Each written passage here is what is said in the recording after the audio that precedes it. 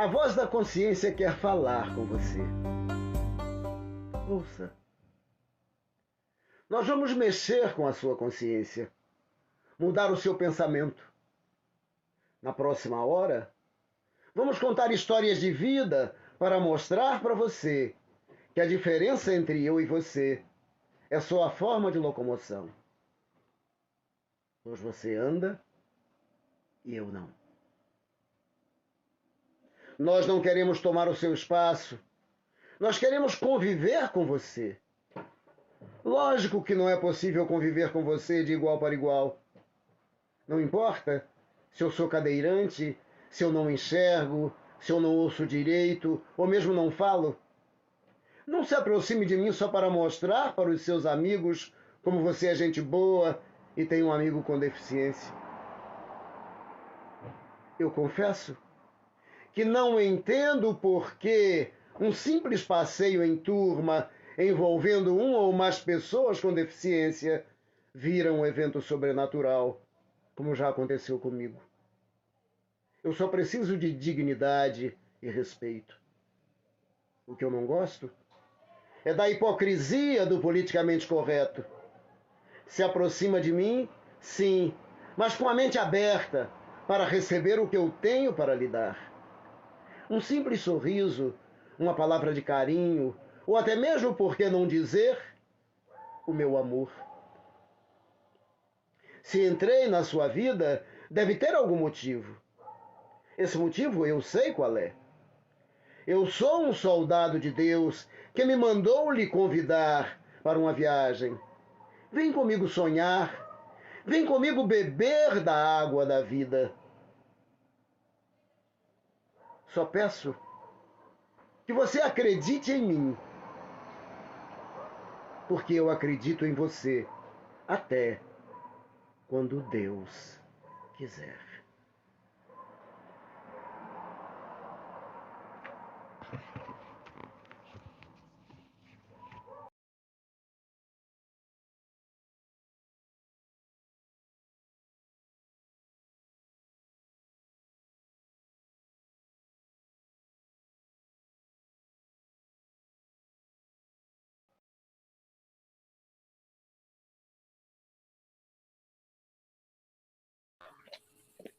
Você deve ser meu parente, viu? Boa noite. Boa noite para você que me assiste no canal do Consciência Inclusiva. Hoje eu recebo Roberto Rios, apresentador do Diversidade da TV Câmara São Paulo. Seja bem-vindo, Roberto. Boa noite para você. Boa noite para você, para todos que nos assistem, mas fazendo só uma correção. É Rede Câmara agora.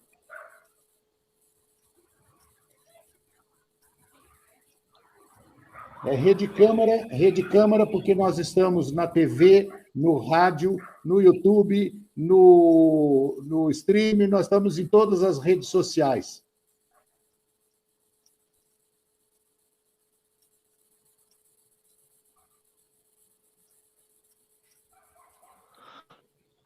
Ok.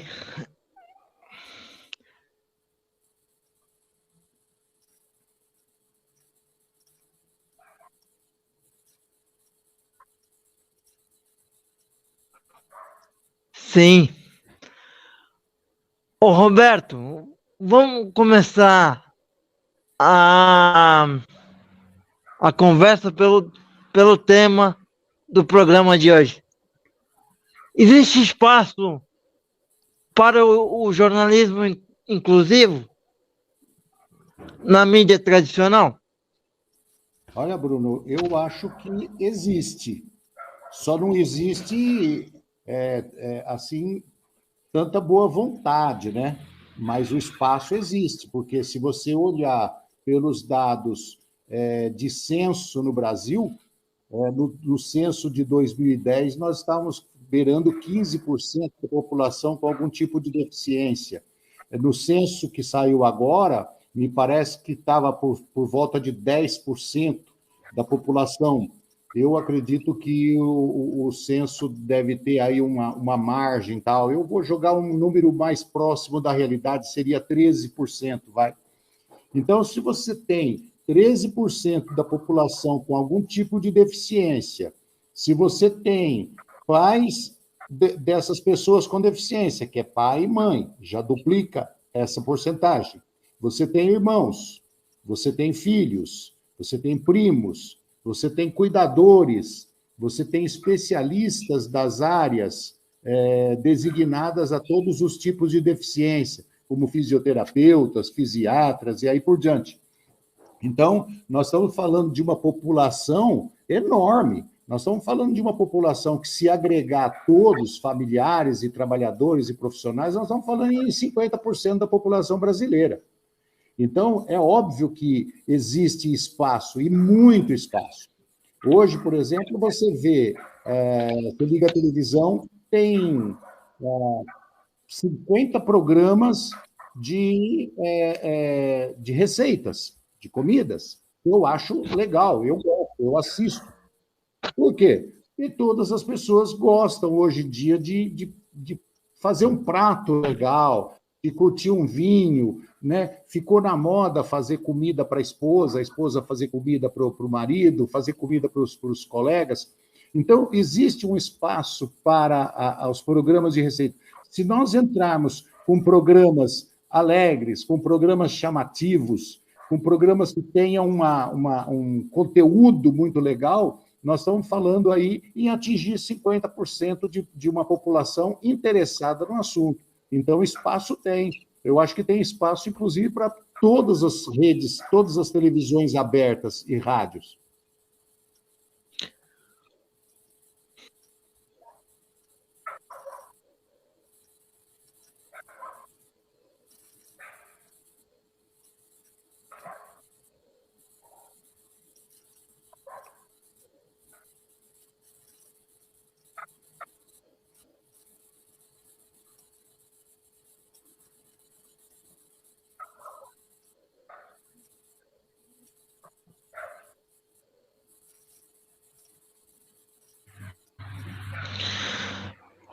Agora, o problema é arrumar patrocínio, ou o problema é coragem de botar um programa falando sobre a pessoa com deficiência no ar? Não, mas coragem, eu acho que não é esse o fator, não. Coragem, a grande mídia tem de sobra. Eles colocam no ar programas aí que eu considero que, inclusive, no horário inadequado. Mas, então, coragem tem. A grande mídia tem coragem para colocar um programa no ar fácil, fácil, fácil. O problema é o patrocínio. Isso sim. Por quê? Porque a televisão, ela precisa de dinheiro, não tem jeito, ela não vive de vento. A grande mídia, as grandes emissoras de TV, as grandes emissoras de rádio, precisam de receber para dar um produto, certo? É uma indústria. Então, se ela tiver patrocínio, se tiver patrocínio forte, qualquer emissora de televisão coloca um programa voltado para as pessoas com deficiência em horário nobre. Entendeu? E aí vai a questão da bola de neve. Tem audiência suficiente para que os patrocinadores se sintam convencidos em continuar patrocinando o programa? Aí vem a chamada. Eu falei antes, na abertura do programa, que a gente está falando em 50% da população brasileira. Então, se nós colocarmos um programa, sim, cru, sem nenhum chamativo, sem nada que aconteça de diferente no programa, nós não vamos conseguir chamar a atenção de uma audiência. E aí o patrocínio vai embora e o programa cai. Então, se nós tivermos grandes produtores, pessoas que tenham inteligência para criar alguma coisa nova, para criar alguma coisa chamativa, para criar alguma coisa que prenda a atenção do telespectador, de quem está em casa, ele consegue um ponto de audiência lá tal que as grandes empresas vão patrocinar e aí o programa continua. Então, não é uma questão de coragem, não, porque a televisão, como eu disse, e justo, vive de patrocínio, vive de dinheiro, como qualquer indústria, como qualquer comércio, como qualquer negócio. Precisa de dinheiro. Para ter dinheiro, precisa de um programa bom, para ter audiência. E aí, consequentemente, vem o patrocínio.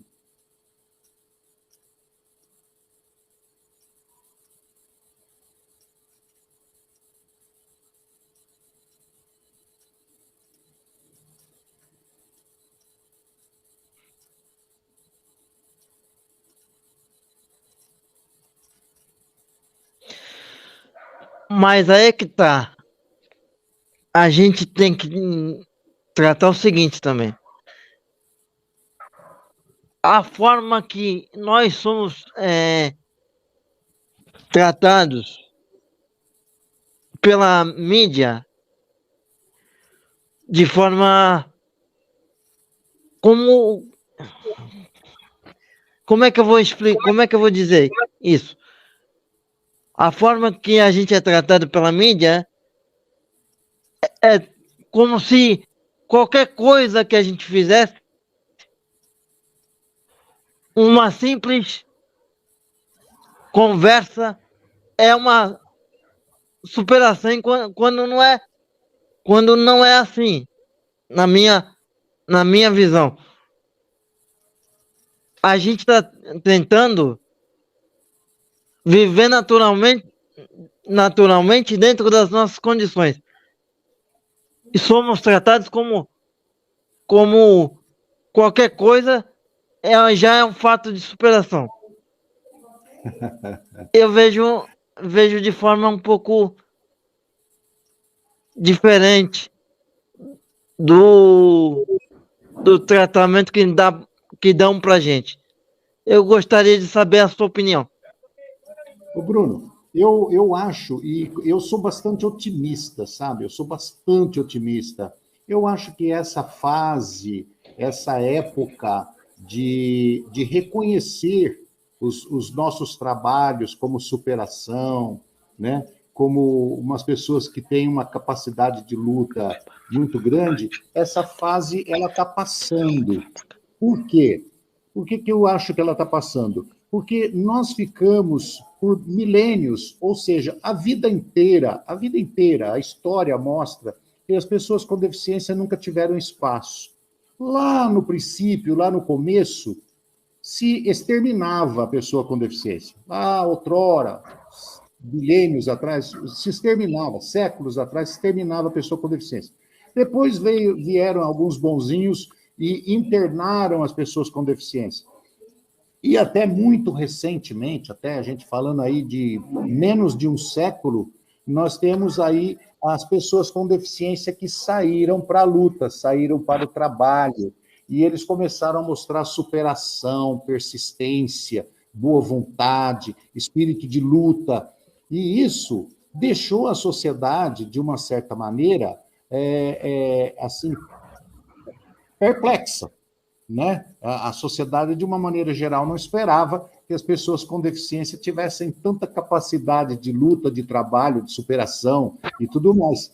Então, essa fase, eu acredito que ela está um pouco demorada exatamente por conta do passado. Nós passamos uma existência, uma vida inteira, toda a história da humanidade não tinha ali praticamente pessoas com deficiência sendo as pessoas importantes de um assunto, as pessoas importantes de um trabalho, entendeu? E, de repente, surge, né? Na história, de repente, surge na sociedade um monte, milhares e milhares de pessoas com deficiência mostrando sua capacidade, seu desprendimento, né? A Fênix, né? Do nada nasce, renasce, e mostra que a superação. Então, isso ainda está meio que perplexo, não só para a TV, mas como para a sociedade de uma maneira geral. A partir do momento que nós nos incluirmos como iguais nessa visão, né, da perplexidade ainda, a partir do momento que que a gente se inteirar, e isso depende de nós também, pessoas com deficiência, tá? Sair para o mercado de trabalho, todo mundo, sair para o mercado de trabalho, ir para a rua, passear, participar na sociedade. A partir do momento que isso se tornar normal, comum, eles param de fazer as nossas aparições sempre como algo de superação. Olha, fulano de tal vai aparecer aqui na TV hoje porque ele fez tal coisa. Não, só se tiver alguma coisa muito espetacular, se ele tiver merecimento para fazer, para aparecer, né? Aí se torna um comum. E é esse o nosso objetivo, talvez, se tornar comum, se tornar parte da sociedade como um todo, não como uma turma de especiais. Isso não cai bem para nós, nós não somos especiais. Todo ser humano é especial, né? Todos nós somos especiais.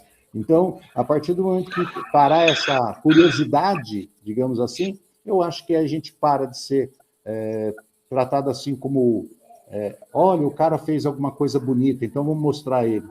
Isso vai acabar.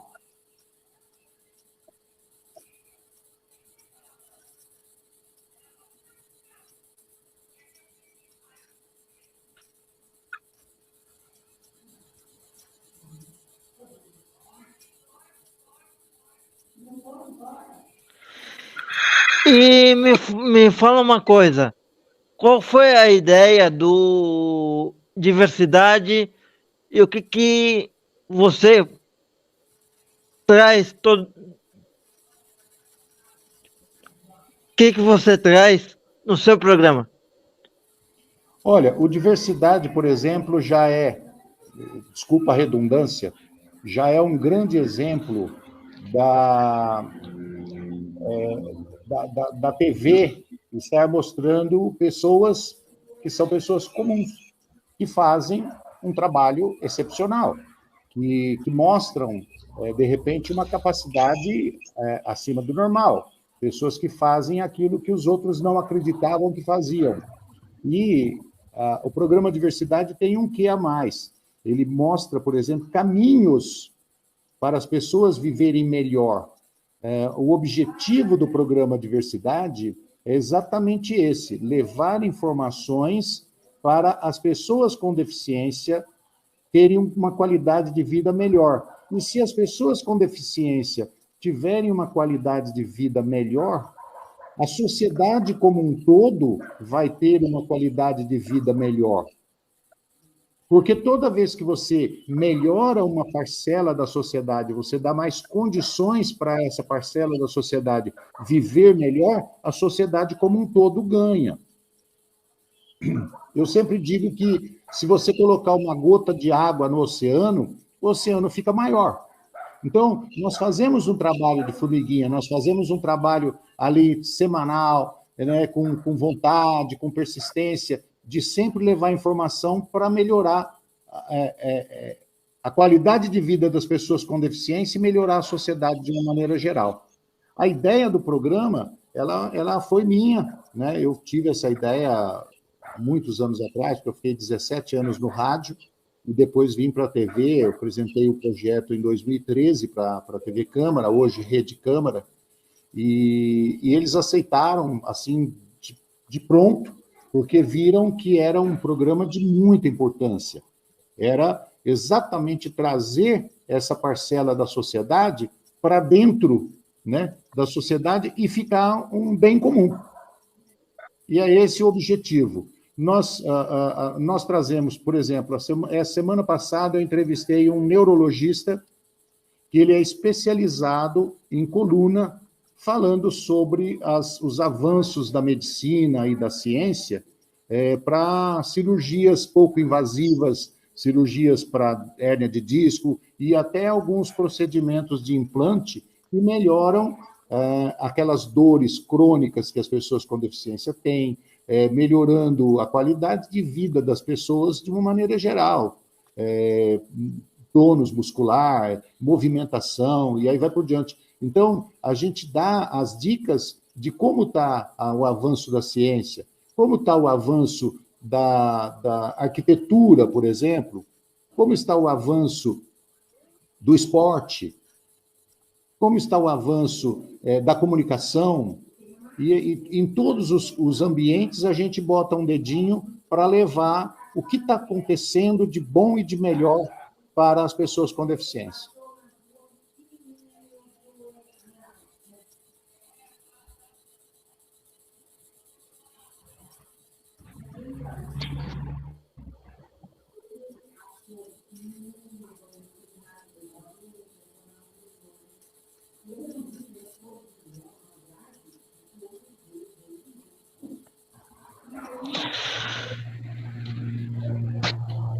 Como é que você vê a sociedade no sentido de que eu vejo da seguinte forma: a valorização da pessoa com deficiência é a partir da condição física. Eu acho que teria que inverter. É a partir da condição mental da gente. Essa valorização tinha que começar a ser invertida a partir da condição mental. Porque o que a gente essencialmente, tá aqui e não aqui, nos braços ou pernas. Pernas e braços são apenas ferramentas para que a gente continua seguindo a nossa vida. Eu gostaria da sua visão. Bruno, a época em que os fortes fisicamente venciam, né, numa luta, numa disputa, e os fortes fisicamente eram chefes de tribos, começavam a comandar exércitos, na época da pedra, do pau, né, depois da espada, os homens fortes fisicamente. Essa época já passou. O homem começou a se dar conta, há milênios, talvez, de que o homem inteligente, ele é o que se destaca. O homem que tem uma capacidade produtiva e intelectual é o que se destaca. E isso está hoje nos atingindo de uma forma benéfica maravilhosamente bem. Por quê?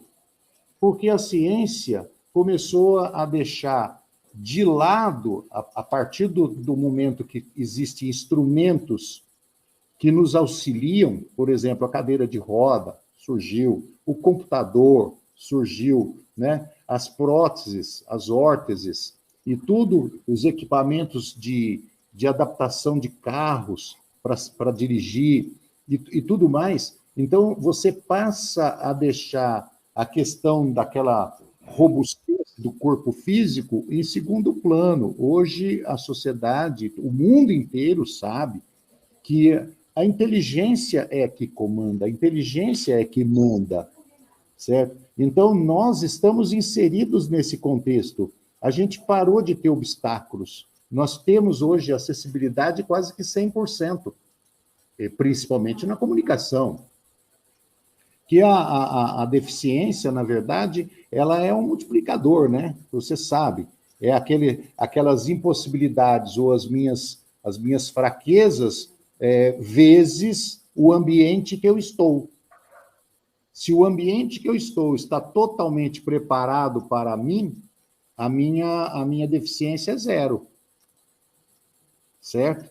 Então, o homem está criando um mundo onde praticamente não haverá mais obstáculos para as pessoas, para que a gente evolua muito nesse sentido.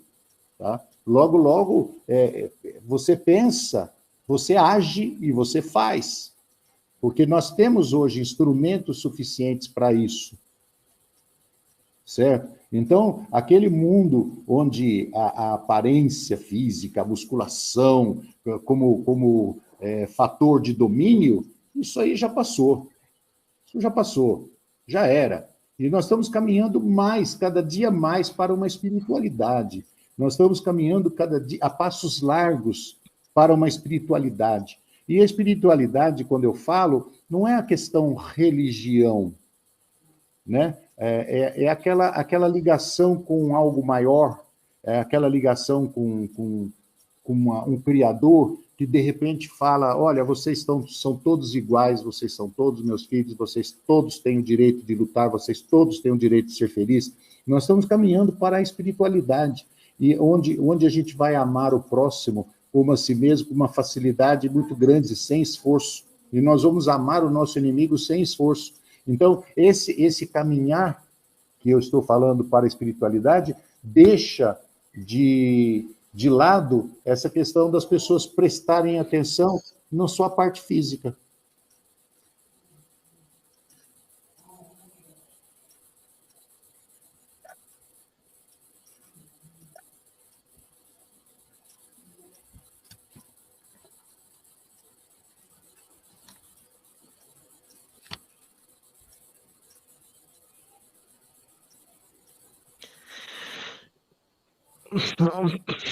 Você tem razão. Agora, vem cá. Qual a importância da inteligência artificial na adaptação ou habilitação ou reabilitação social da pessoa com deficiência? Você acha que tem ligação? Só um segundinho, O fato da existência da inteligência artificial com as novas ferramentas que a gente tem acesso hoje em dia? Bruno, com relação à inteligência artificial, eu ainda não posso falar muito sobre ela, não, porque é uma coisa muito nova, é um campo muito vasto. Vamos aguardar. É um campo aberto ainda, que até os cientistas estão surpresos com o tamanho desse produto, vamos colocar assim, né? Até onde ele pode atingir. Então, nós não sabemos exatamente até onde vai as mãos, os tentáculos da inteligência artificial.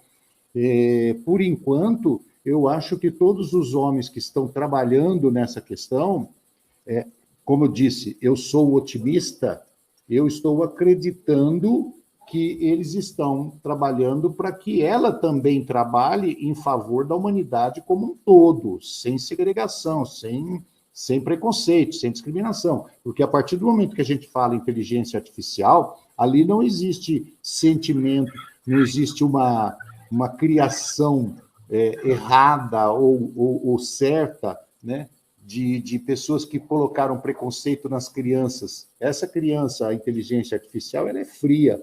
Então, a partir do momento que ela for tratada de maneira correta, ela não vai ter discriminação, não vai ter preconceito, ela vai tratar a humanidade como um todo. Eu espero que a ciência esteja trabalhando na inteligência artificial para o bem da humanidade. Então, eu não posso falar sobre ela tecnicamente porque não conheço. E eu acredito que, sinceramente, eu acredito que nem os cientistas que trabalham nela conhecem totalmente aonde ela pode chegar e os efeitos dela.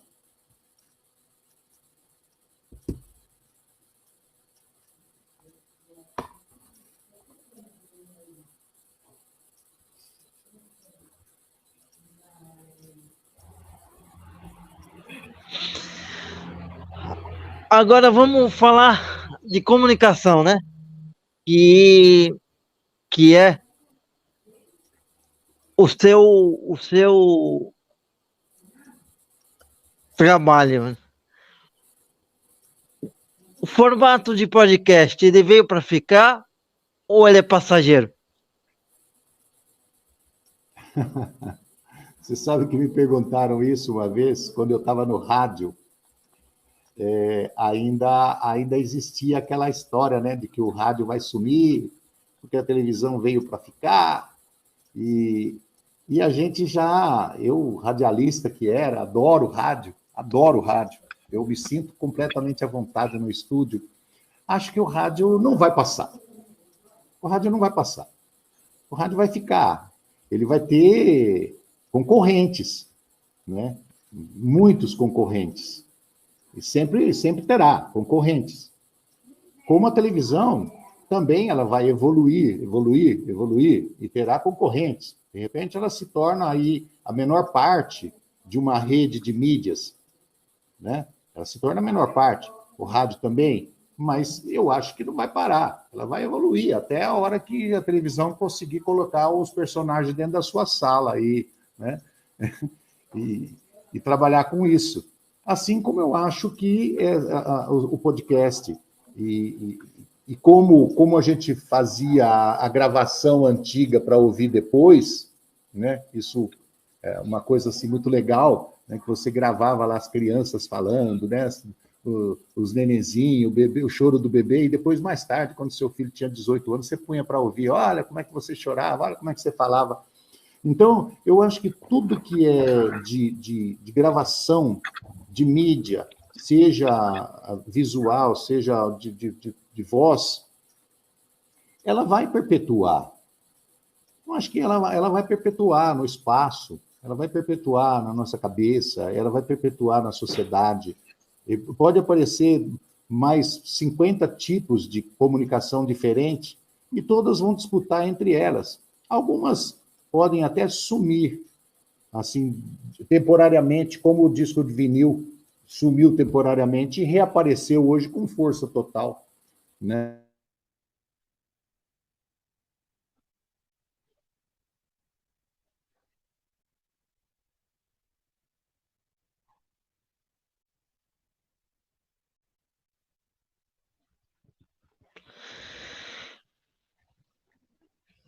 Eu não sei se você concorda comigo ou não, mas eu acho que o rádio se adaptou melhor a essa era digital do que a TV, por exemplo.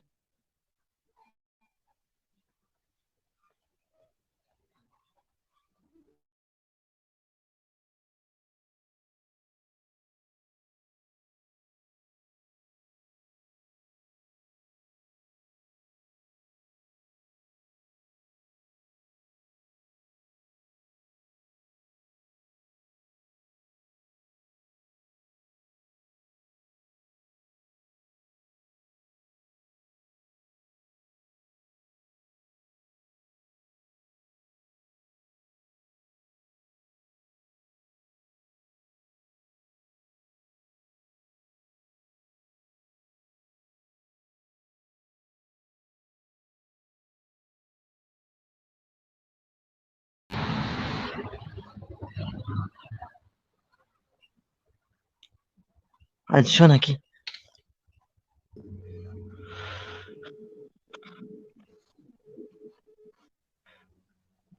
Pronto, voltamos. Eu passei para o celular porque o telefone, meu computador Então, também não está. A gente parou numa pergunta que eu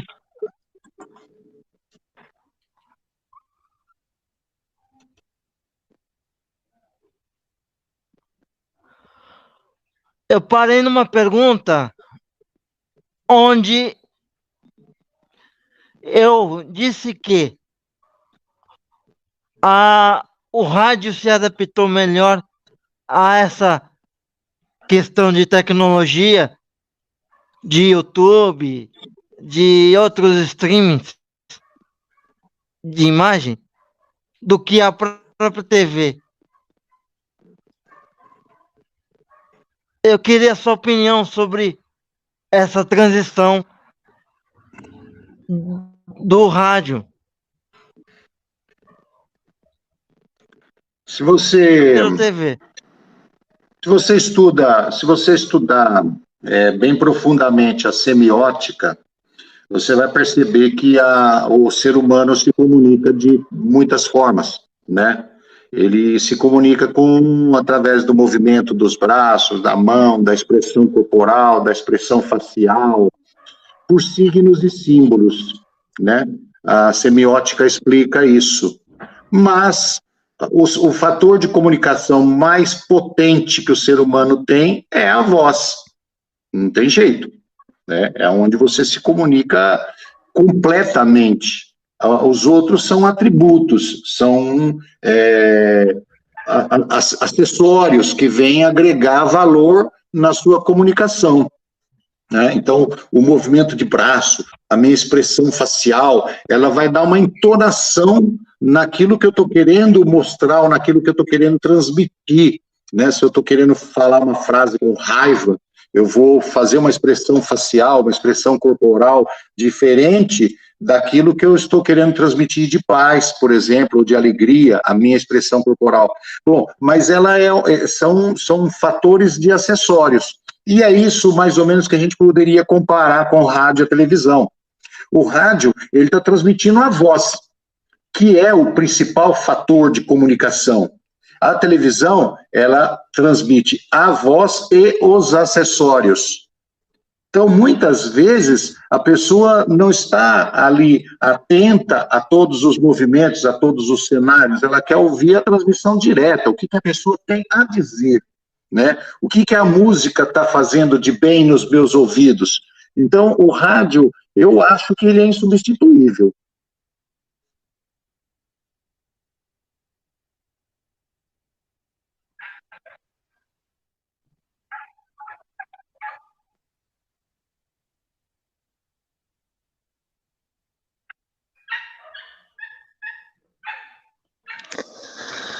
Eu também gosto de rádio.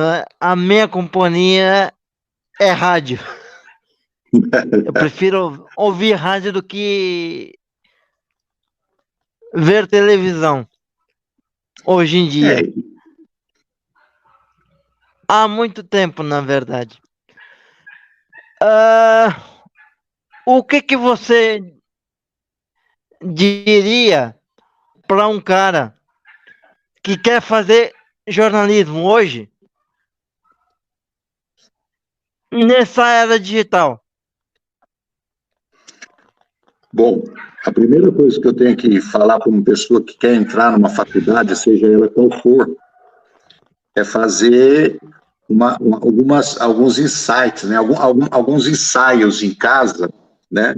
E alguma pesquisa para saber se realmente aquilo que ele está desejando como futuro da profissão dele é realmente o que ele quer. Ele tem que pesquisar muito, tem que pesquisar. Eu me lembro que uma vez a minha filha foi fazer faculdade de hotelaria. E ela via a hotelaria como um negócio assim muito glamuroso, né? Era ficar num lindo hotel, como gerente do hotel, recebendo personalidades, né? Pessoas bonitas, pessoas com dinheiro, entrando nas suítes, principalmente os hotéis mais caros, né? E ela não pesquisou profundamente, porque o hotel é uma empresa. E como empresa, ela tinha que cuidar muito mais da parte de administração, contabilidade, fluxo financeiro, né? Compras, vendas, tomar conta de pessoal e toda uma administração de uma empresa. Quando ela entrou na faculdade e percebeu que era mais administração do que simplesmente ser recepcionista de um hotel, ela desistiu. Então, tem muitas pessoas que têm ideias de profissão que é o que ele vê, mas não sabe o que vem por trás. Por exemplo, você quer ser jornalista? Para você ser jornalista, você tem que pesquisar muito, você tem que estar por dentro de tudo que é atual, você tem que ler história, você tem que ler muitos livros, você tem que ler jornais, você tem que ler revistas, você tem que estar diariamente atualizado com os fatos. Isso dá trabalho. Isso dá muito trabalho, além de acompanhar a evolução das tecnologias, para você poder atuar. Então, precisa ver se essa pessoa está disposta a colocar todo o seu tempo em favor do conhecimento geral, amplo, seja científico, seja político, seja esportivo, seja de história, seja do que for, ele está disposto a colocar o tempo dele todo à disposição do conhecimento para ele poder transmitir conhecimento, para ele poder transmitir cultura. Então, se a pessoa que está querendo fazer jornalismo acha que vai terminar a faculdade e já vai entrar na telinha ali de cara, né, e já vai aparecer para uns 5 milhões de pessoas ver, está muito enganado. Muito enganado. Ele chegar ali na frente da telinha, ele tem que ter comer 1 quilo de sal, como a gente dizia no interior e antigamente, né? Tem que aprender muito, tem que ler muito, tem que fazer um network fabuloso, tem que ter muitas fontes de informação. Então, eu diria para a pessoa que está querendo fazer jornalismo hoje, como para uma pessoa que está querendo fazer qualquer outro curso, verifique a profundidade da profissão que você quer adquirir. Não é só o visual, não é só aquilo que você vê. Tem que ir por trás, lá nos bastidores, ver o que é aquela profissão, o que ela vai te exigir. E o jornalismo exige muito, hein? O jornalismo exige demais. O jornalismo exige, principalmente início de carreira, o jornalismo exige conhecimento em todas as áreas.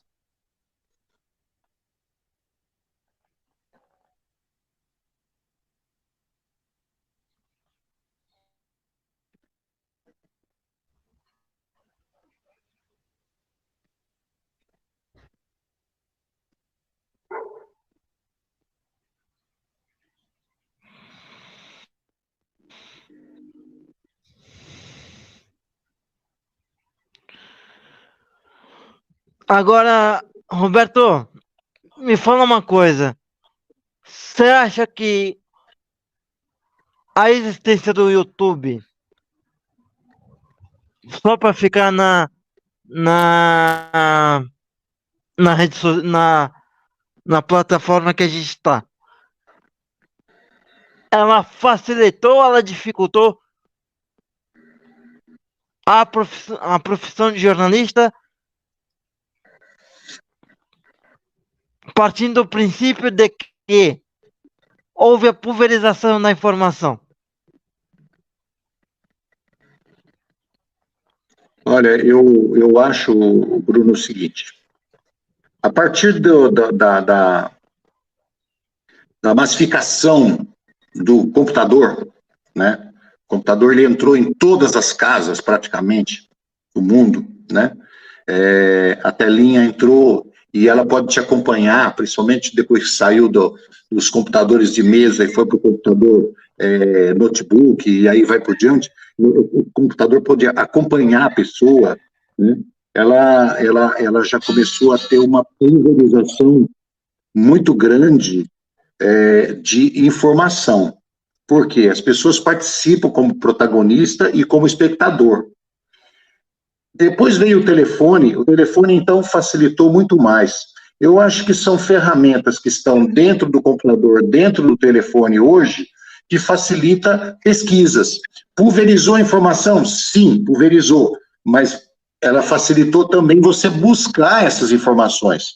Facilitou bastante. Antigamente, eu me lembro que antigamente você, para conseguir uma informação histórica, por exemplo, né, ou uma informação sobre a língua portuguesa, você tinha que ir lá na Barça, aqueles 300 livros que ficavam na prateleira lá, enorme, e você tinha que pesquisar ali, você tinha que ir numa biblioteca pesquisar. Hoje você com o Google, hoje com o YouTube, hoje com o streaming, hoje com tudo que você tem de ferramenta na mão, com celular, em qualquer lugar, no ponto de ônibus, no trabalho, no banheiro, na sala da minha casa, você aperta um botãozinho, você entra na informação e busca, né? E você tem informação. Então facilitou muito, facilitou demais.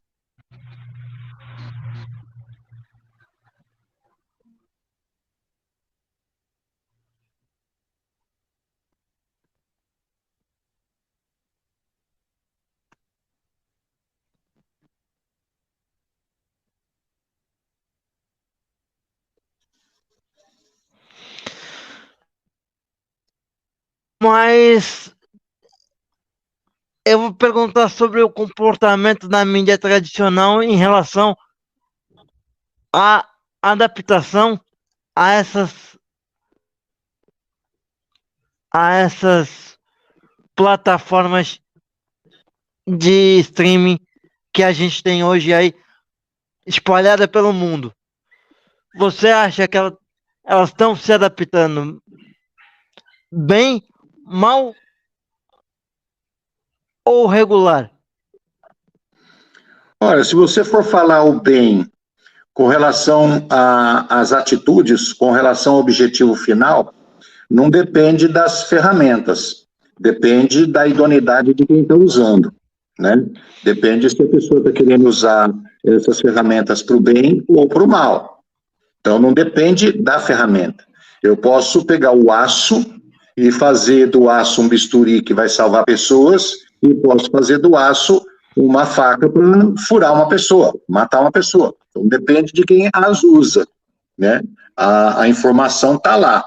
A grande mídia tem utilizado de todas as plataformas, eu acredito que com certo sucesso, porque o que você vê na televisão hoje? Olha, não acredite em fake news, né? Pesquise, vá buscar a informação correta. Então, eles estão nos alertando sobre a quantidade de informação que tem nas mídias, de uma maneira geral, né, nos streamers, no YouTube, no Facebook, em todas essas plataformas, de informações que são colocadas lá por pessoas desavisadas, ou pessoas ignorantes, ou pessoas com má fé.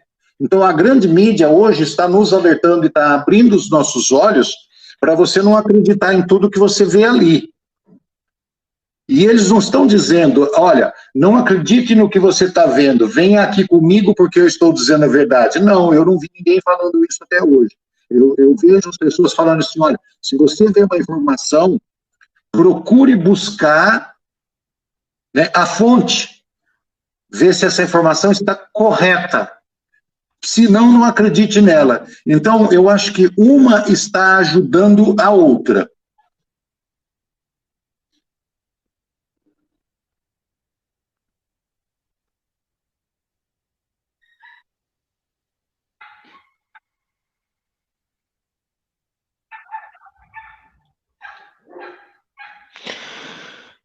Agora,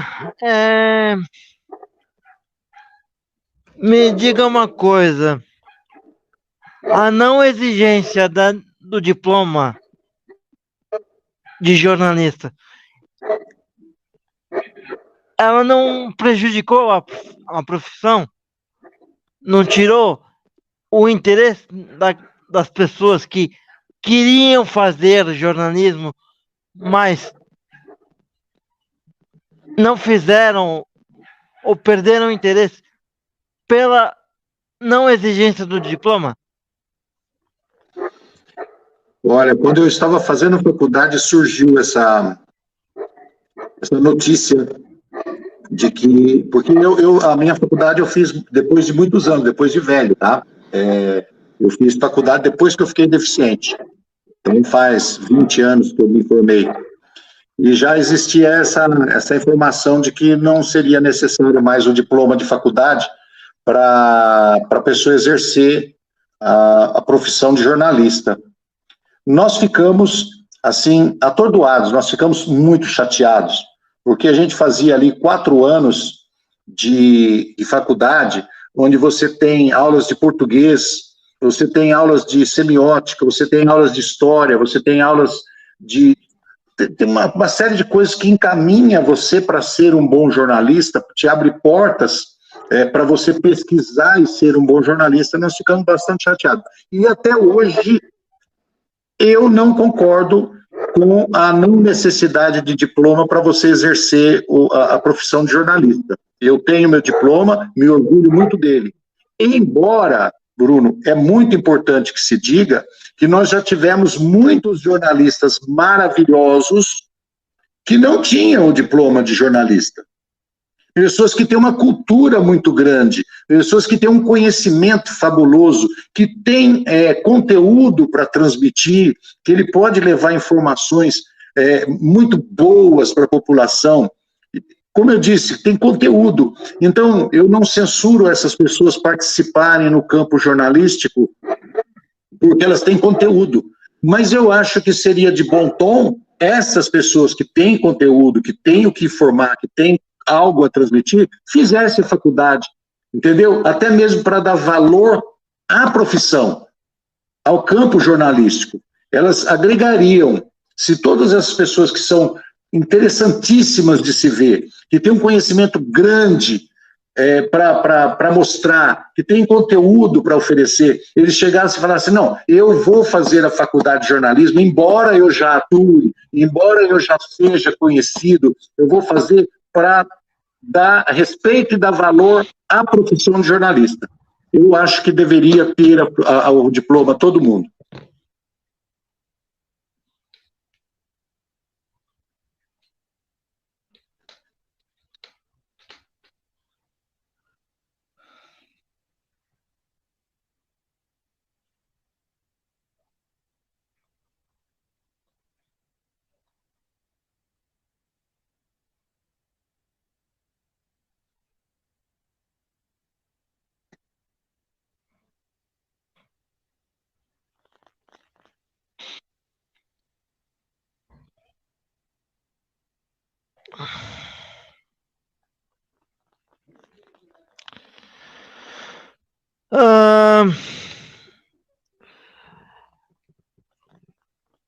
Como é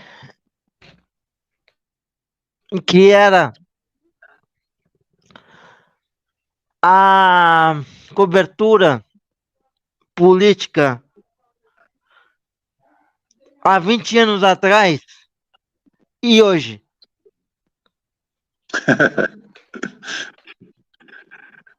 Bom, a cobertura política, ela sempre foi igual, ela não mudou nada, né?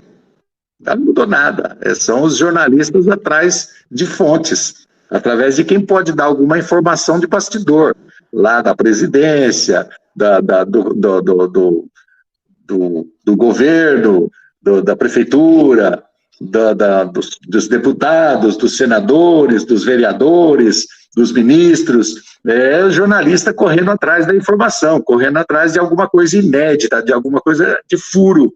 Então não mudou nada. O jornalista, ele corre atrás, sempre. Ele corre atrás de informação. E é óbvio que é um campo magnífico. Eu adoro política. Ela, como dizia um político antigo, eu não sei se... Eu me esqueci agora quem foi, mas diz que a política é que nem nuvem no céu, né? Toda hora que você olha para cima, ela mudou de posição, mudou de lugar, mudou, se transformou. Então a política, ela é muito dinâmica, a política é muito plástica, ela muda a todo momento. São movimentos de políticos que tem ali, cada um buscando o interesse da sua região, do seu eleitorado, e aí vai por diante. Então, os jornalistas correm atrás da informação o tempo todo. Agora, os instrumentos, as ferramentas mudaram. Porque antigamente você tinha que mandar uma carta, um fax, né? Você tinha que telefonar lá com aquele telefone de disco e demorava muito para chegar a informação. Hoje, você consegue fazer esse contato, você consegue fazer essa pesquisa, você consegue buscar a informação de uma maneira mais rápida.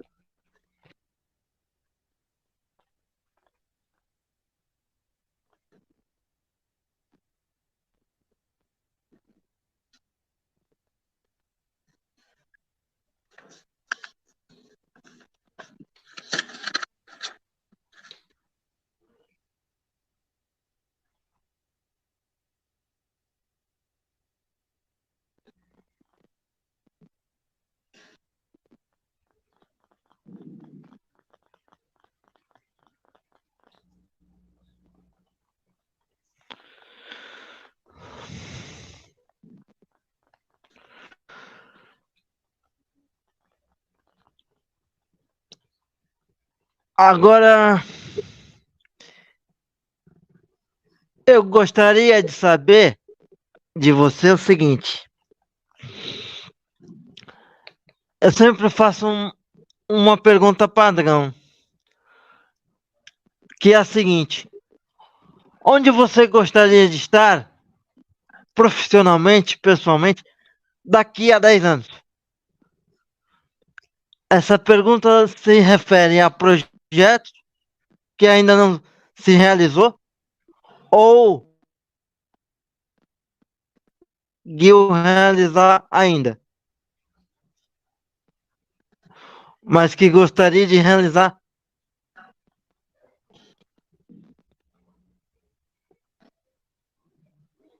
Ô Bruno, eu não tenho assim uma ideia fixa sobre o que eu gostaria de fazer daqui a 10 anos, o que eu gostaria de estar fazendo há 10 anos para frente, né? Eu acho que o trabalho que eu desenvolvo é um trabalho bom, é um trabalho que, desde o segundo mês da minha deficiência, que foi há 27 anos atrás, eu já me entrei de cabeça na questão da pessoa com deficiência.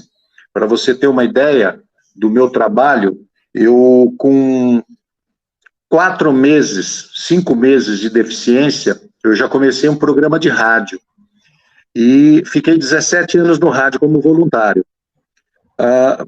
Fazendo esse programa de rádio, eu tive que pesquisar muito, tive que ler muito, tive que estudar bastante para poder não falar besteira para as pessoas com deficiência.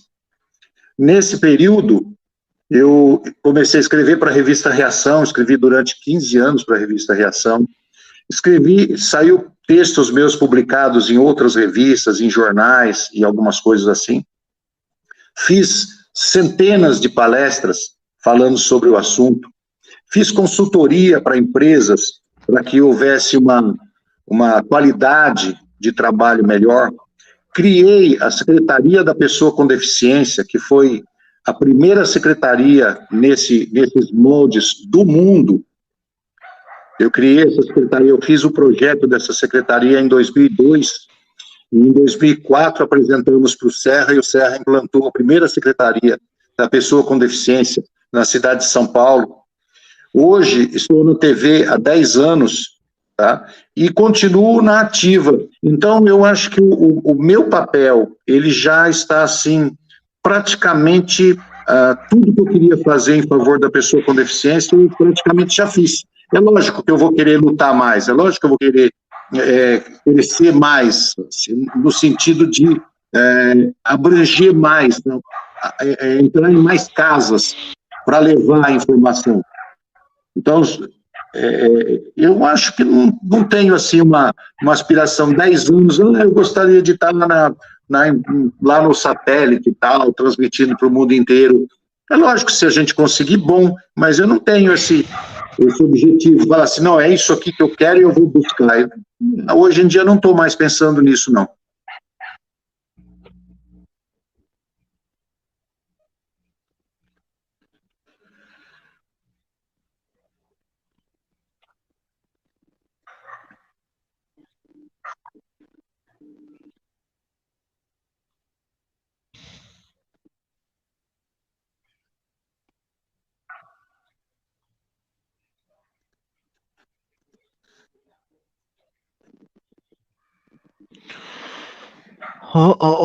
Roberto, Oi?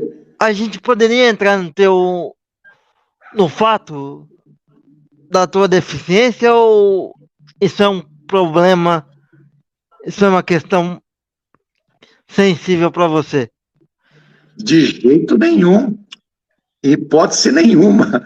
Como palestrante, como radialista, como apresentador de um programa de TV, e principalmente como palestrante, você não pode ter nenhuma área sensível, nenhuma área que, aqui dói. Não, não tem isso, não. Você tem que ser aberto, pode ficar à vontade, pode falar à vontade sobre a deficiência.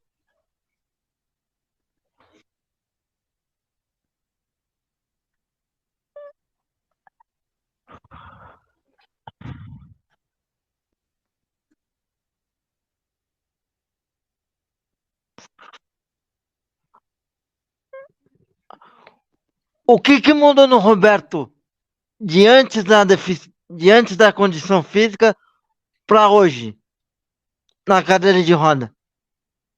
Mudou tudo. Mudou tudo. Eu acho que eu me tornei um homem melhor. eu comecei a ficar mais sensível às dores dos outros. Eu vou ler um texto meu depois do final, inclusive eu acho que a gente já está para encerrar, que você vai perceber tudo que nós falamos aqui com relação à informação, com relação ao crescimento, à superação e tudo mais. Eu comecei a prestar um pouquinho mais atenção nas dores dos outros, comecei a dar um pouquinho mais de valor à minha família, comecei a entender que eu nasci para ser útil, que eu tinha possibilidades de ser útil, e eu comecei a lutar para ser útil. Então, não dizendo que antes eu não trabalhava, eu trabalhava, sempre lutei muito para manter minha família numa condição legal, né? Sempre respeitei minha esposa, meus filhos e tudo mais, e também eu e minha esposa trabalhávamos para auxiliar o próximo, a gente trabalhava em distribuição de mantimentos, ajudava em algumas entidades e tudo mais. Mas depois que eu fiquei deficiente, eu percebi que eu podia duplicar isso. E foi o que aconteceu. Eu continuei trabalhando, fiz faculdade, fazia programa de rádio, continuava indo na religião, continuava sendo o pai de família aqui, fazia as orações com os meus filhos quando eles eram pequenos, e continuei fazendo tudo e aumentei o ritmo de trabalho e o volume de trabalho. Entendeu? Eu acho que eu fiquei melhor.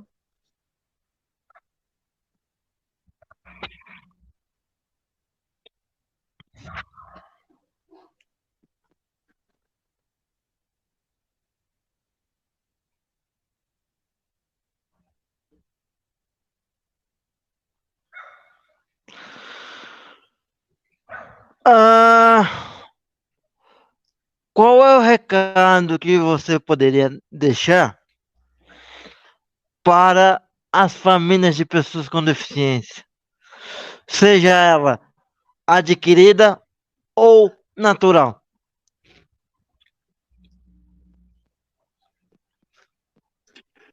Eu não vou deixar um recado agora, é um recado que eu sempre deixei. A pessoa com deficiência, ela é um fator agregador. É um fator agregador nas famílias. Se as famílias começarem a prestar atenção em seus entes queridos que têm algum tipo de deficiência, eles vão perceber que, de uma forma ou de outra, eles aprendem mais do que ensinam. Assim como todos os profissionais que eu entrevistei até hoje, que trabalham com pessoas com deficiência, foram claros e unânimes a dizer o mesmo. Falei, eu aprendi muito mais do que ensinei. Eu ganhei muito mais do que doei. Todas as pessoas que foram voluntárias nessas causas. Então, as famílias têm que se juntar, têm que se amar, independente de quem quer que seja. Independente do que a pessoa é. Elas têm que se amar, têm que se juntar, têm que lutar junto. Uma família desunida não é nada. Uma família unida é tudo. Tem uma historinha que eu conhecia desde criança, que dizia o seguinte: um velhinho que já estava lá próximo da morte, chamou seus 5 filhos e falou para eles: colha um feixe de varas. Aí os filhos foram lá e colheram um feixe de vara. Ele amarrou o feixe de vara, tal, trouxeram amarradinho para ele, e ele falou para os filhos: quebrem. Aí um tentou quebrar, não conseguiu. O segundo tentou quebrar, não conseguiu. O outro tentou, e o terceiro, e o quarto, e o quinto tentou quebrar e não conseguiu. O velhinho desamarrou o feixe e quebrou uma por uma. Quebrou o feixe de vara. Então ele disse para os filhos: enquanto vocês forem unidos, vocês serão como esse feixe de varas, serão fortes. Quando vocês desunirem, vocês serão como essas varas, fracas. Então, eu acho que as famílias têm que se unir, independente se tem a pessoa com deficiência ou não. As famílias têm que ser unidas, têm que se amar, têm que se gostar, têm que se proteger, têm que lutar junto para o bem. tem que ser voluntária junto. É isso que eu digo para as famílias que têm pessoas com deficiência.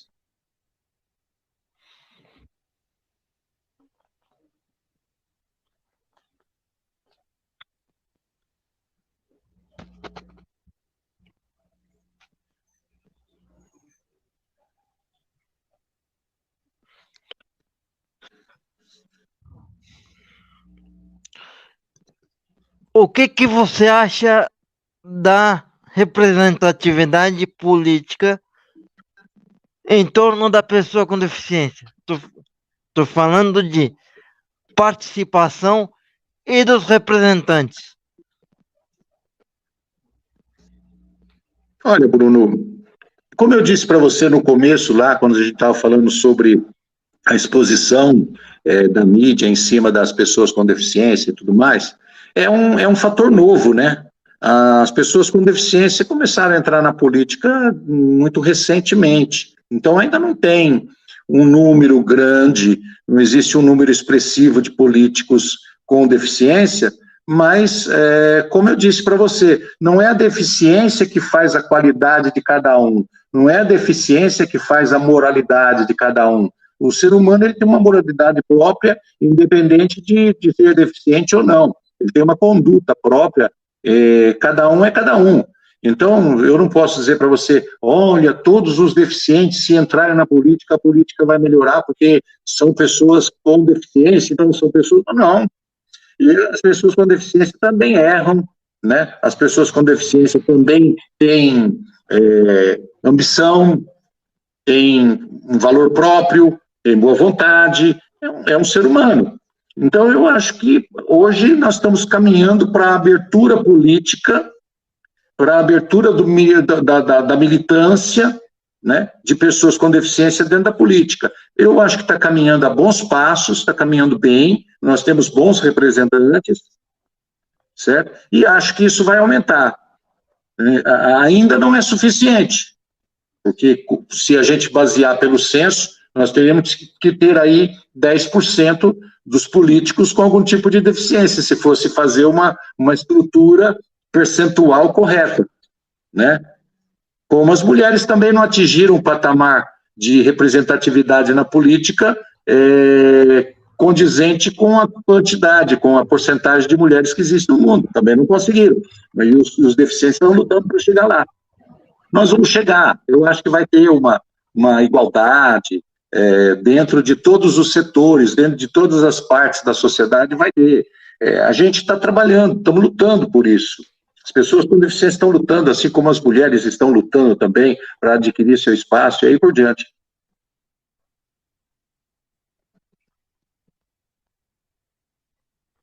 É um caminho lento, mas sem retorno.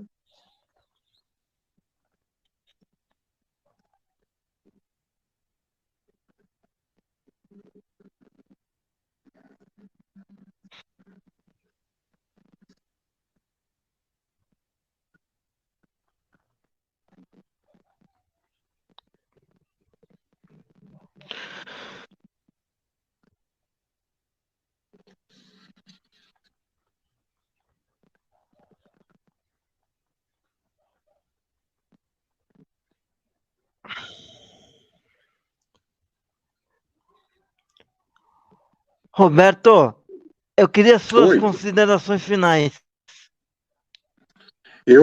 As minhas considerações finais seria eu ler um texto que eu escrevi. Por favor, eu já te agradecendo a presença no Consciência Inclusiva, que é um trabalho de conscientização.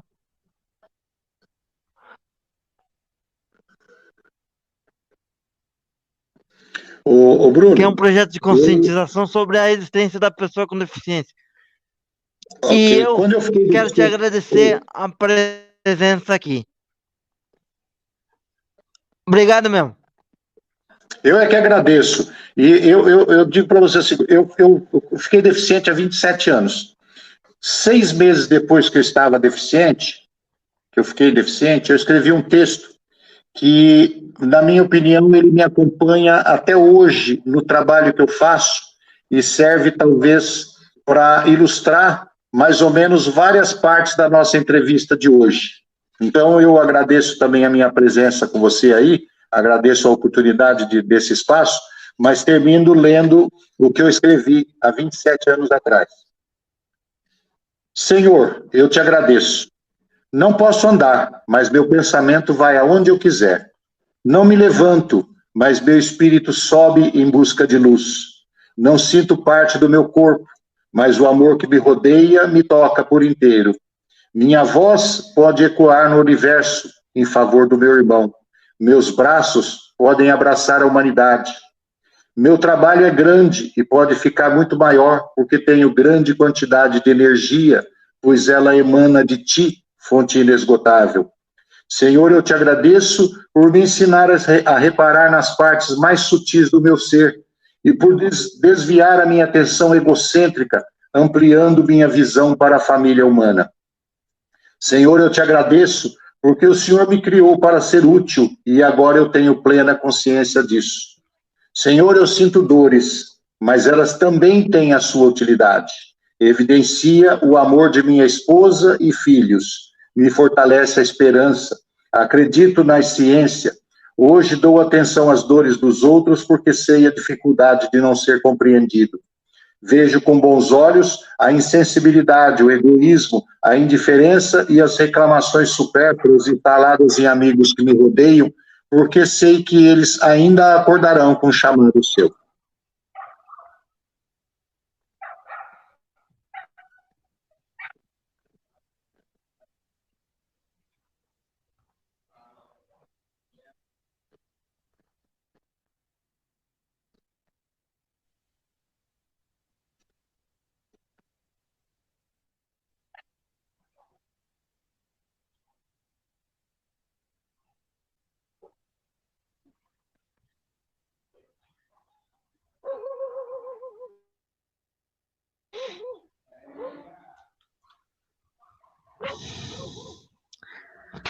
Obrigado, Roberto.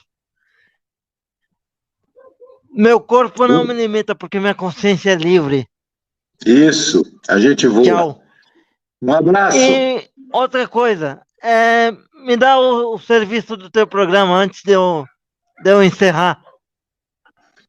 Não, Quando nós vai ao estamos... ar? Vai toda segunda e sexta-feira às 13 horas. A hora, né? Toda segunda-feira e sexta-feira às 13 horas. Eu ia esquecendo, canal... desculpa a minha falha.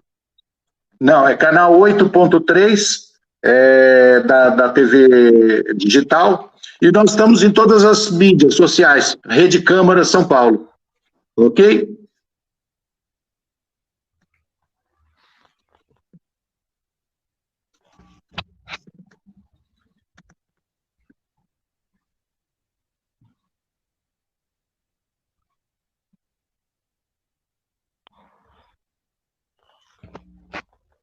Ok, muito obrigado pela presença, Roberto. Um abraço. Boa noite. Meu corpo não me limita porque minha consciência é livre. Tchau. Um abraço.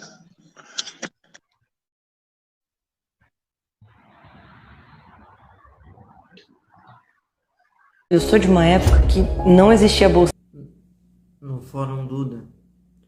Meu nome é Bruno Oliveira de Carvalho, criador e apresentador do podcast Consciência Inclusiva, que foi criado para mostrar para as pessoas que a pessoa com deficiência pode ter uma vida normal dentro das suas condições físicas e clínicas. Mas nesses últimos episódios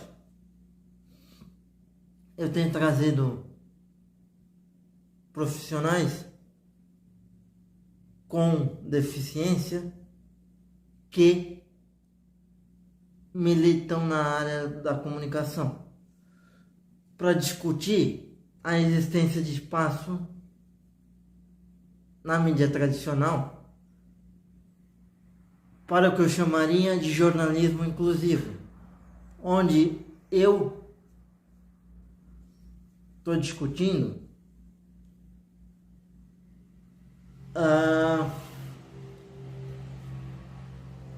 as prioridades e necessidades da pessoa com deficiência. Porque vejo hoje em dia nas matérias que assisto em TV, ouço em rádio, a questão da superação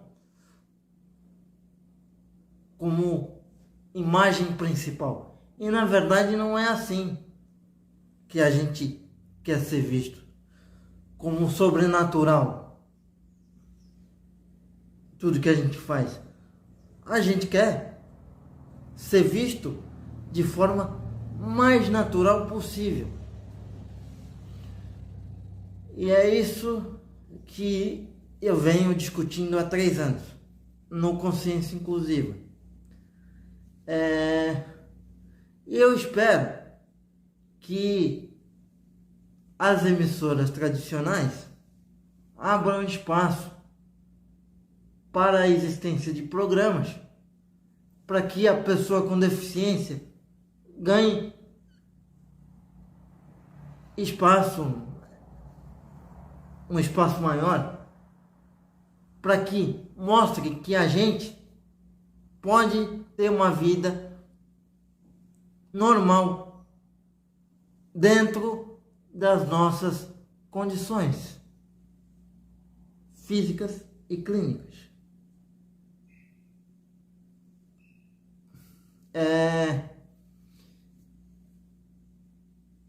Eu quero ainda dizer para vocês o seguinte: a importância de uma conversa que é a forma mais natural do tratamento social que a gente tem num tripé de inclusão, que é o seguinte: primeiro, educação; segundo, esporte; e terceiro, um tratamento social por parte das pessoas, por parte de amigos e familiares, da forma mais natural possível, não olhando para o seguinte ponto, não olhando para a deficiência, e sim para o ser humano. É essa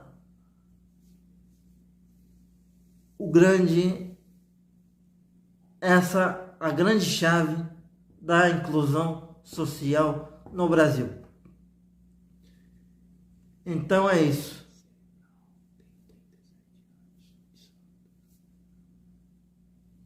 Eu sou de Santos, tenho 37 anos e espero que eu possa ter ajudado vocês nessa discussão.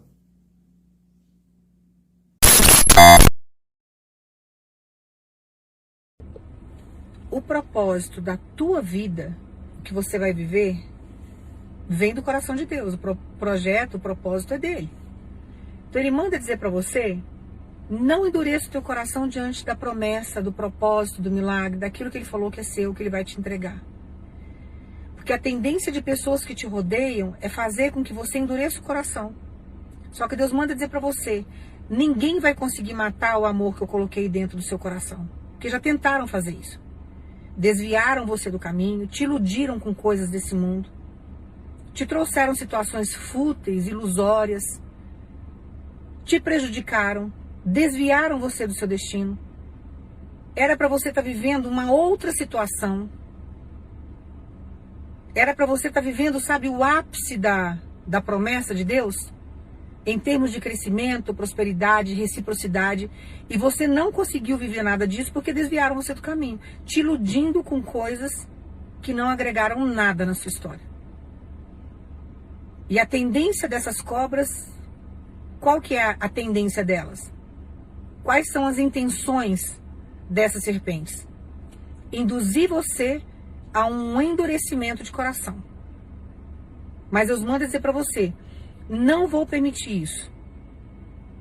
O amor que eu coloquei dentro do seu coração vai aumentar. Porque através do amor que Deus está colocando dentro do teu coração é que você vai viver o seu milagre, o seu propósito. E dentro desse amor você vai atingir o ápice da promessa com Deus. Dentro desse amor que Deus está colocando no seu coração e fazendo ele aumentar, porque ele já está aí. Já tentaram matar inúmeras vezes, mas não vão conseguir. Através desse amor é que você vai conseguir viver as promessas de Deus, aonde Deus vai ser glorificado na sua história, aonde você vai atingir a prosperidade, aonde você vai conseguir, sabe, trazer uma evolução para o seu espírito. Porque tentaram matar, desviar você do seu destino. Mas Deus manda dizer para você, não vão conseguir endurecer o seu coração, com situação nenhuma. Eu não vou permitir. Não vão matar e não vão tirar o amor que eu coloquei dentro do seu coração. A tendência desse amor vai ser crescer. E através desse amor você vai ter força, você vai ter atitude. Você vai conseguir, sabe, ter garra para enfrentar várias situações que estão por vir. A maior arma que você tem é esse amor que Deus colocou no seu coração, que ninguém vai conseguir matar isso. Então não adianta fofoca, manipulação, pode inventar a arma que for para tentar matar, mas não vai conseguir. Não vai conseguir. Então Deus manda você ficar atento às situações e se concentrar em Deus. Porque através de Deus você vai ter vitória. Diante de tudo aquilo que fizeram, do caminho que desviaram você, sabe, daquilo que entregaram para você, das ilusões que te apresentaram, te trouxe dores, grandes sequelas. Você sabe o que você está passando. Deus sabe o que você está vivendo nessa situação. Deus sabe o arrependimento que você tem e o quão você gostaria de voltar lá atrás e fazer tudo diferente. Só que Deus manda dizer para você, não tem nada perdido. Não tem nada perdido, porque eu sou o escritor da sua história. Então, aonde tentaram passar uma borracha e apagar, Deus manda falar para você, eu farei melhor ainda. Porque eu vou mostrar na sua vida que eu sou um Deus vivo. Mas ninguém vai matar o amor que está no seu coração. Porque através desse amor é que você vai ter força para continuar, para você trilhar o caminho que você tem que trilhar. Porque tentaram levar você para um caminho totalmente contrário. Mas Deus vai colocar você no caminho certo. E esse amor vai aumentar. Que tem gente aí querendo matar esse amor que está no seu coração. Mas Deus manda dizer para você, eu estou cuidando de você nos mínimos detalhes. Você pode estar num covil de cobras. Eu estou te dando livramento.